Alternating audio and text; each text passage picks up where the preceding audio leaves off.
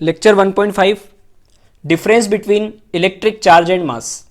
Electric charge और मास के total 7 difference हमने कवर किए हैं, जिसमें फर्स्ट पॉइंट है चार्ज में भी पॉजिटिव, नेगेटिव और जीरो।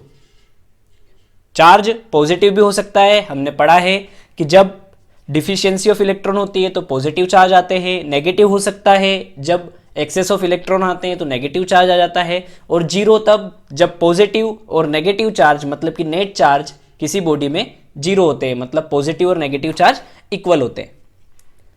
और मास में हमने लिखा है फर्स्ट पॉइंट कि mass of body is always positive, लेकिन मास कभी भी नेगेटिव और जीरो नहीं होता है। हमने कभी ऐसा नहीं सुना कि किसी बॉडी का मास -5 kg है, -2 kg है, तो मास ऑलवेज पॉजिटिव होगा। सेकेंड पॉइंट लिखा है charge is quantized, that is Q is equals two plus minus any. Property of electric charge में हम पढ़ के आए हैं कि जो चार्ज होते हैं वो क्वांटाइज्ड होते हैं, मतलब किसी भी बॉडी में अगर चार्ज होते हैं तो वो उसके फंडामेंटल चार्ज के इंटीजर मल्टीपल होते हैं।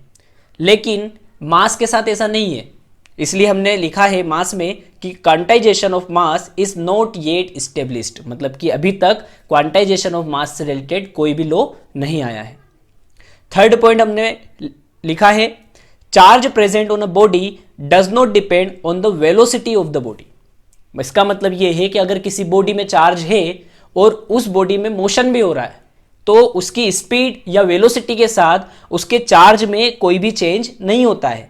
लेकिन मास में हमने थर्ड पॉइंट बनाया है कि mass of body increase with its velocity, मतलब ये कि अगर किसी भी बॉडी की वेलोसिटी या उसकी स्पीड इंक्रीज होती है तो उसका मास भी इंक्रीज हो जाता है। और ये कैसे इंक्रीज होगा तो इसको हमने राइट साइड में एक्सप्लेन किया है, इस फॉर्मूले से इंक्रीज होता है।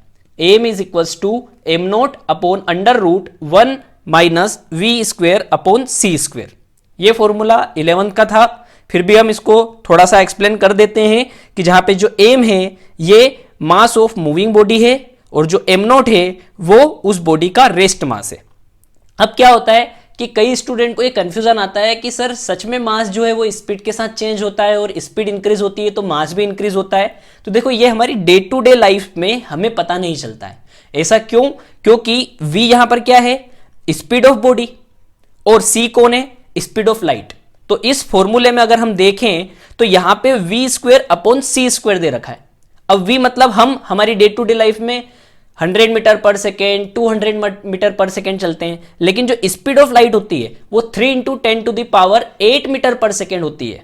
और हमारी डे टू डे लाइफ में ये जो v square upon c square है ये रेशो दोनों का नियरली इक्वल टू 0 हो जाता है। और जब ये क्वांटिटी पूरी 0 बनती है तो ये 1 - 0 मतलब कि 1, और m जो है वो m नॉट के इक्वल हो जाता है। मतलब हमारी लाइफ में हमें मास चेंज होते हुए नहीं पता चलता है।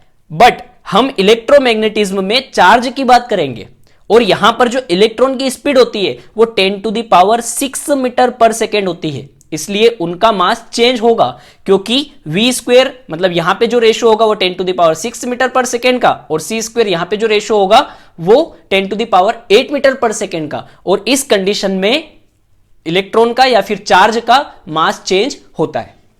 अब आते हैं हम 4th नंबर पॉइंट पर, चार्ज इज ऑलवेज कंजर्व्ड।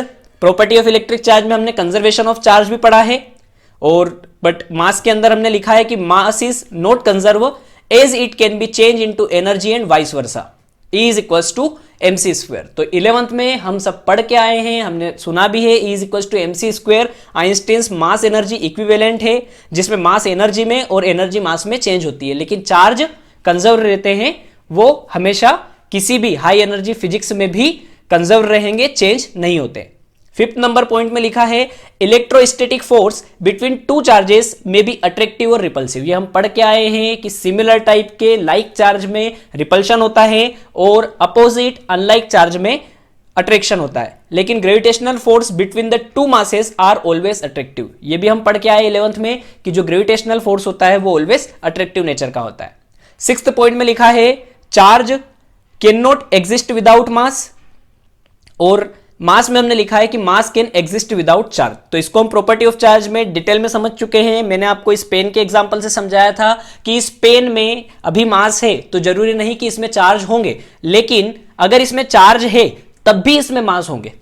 आगे हमने 7th नंबर पॉइंट में बात की है कि electrostatic forces between different charges में कैंसल आउट, मतलब कि अगर कोई डिफरेंट चार्ज से इलेक्ट्रोस्टैटिक फोर्स है तो वो एक दूसरे को अपने फोर्स जो है वो इलेक्ट्रोस्टैटिक फोर्स एक दूसरे को कैंसिल कर देता है। इसको हम हमारे आने वाले अगले लेक्चर 1.6 कूलम्ब्स लॉ या फिर इलेक्ट्रोस्टैटिक फोर्स में डिटेल में समझने वाले हैं। और मास में हमने 7 पॉइंट बनाया है gravitational force between different bodies never cancel out, मतलब ये कि ग्रेविटेशनल फोर्स डिफरेंट बॉडीज के कारण कैंसल नहीं होता है। Thank you. आप इस वीडियो की और इस लेक्चर की पीडीएफ जो है डिस्क्रिप्शन बॉक्स में लिंक दे रखी है, वहां से डाउनलोड कर सकते हैं। Thank you.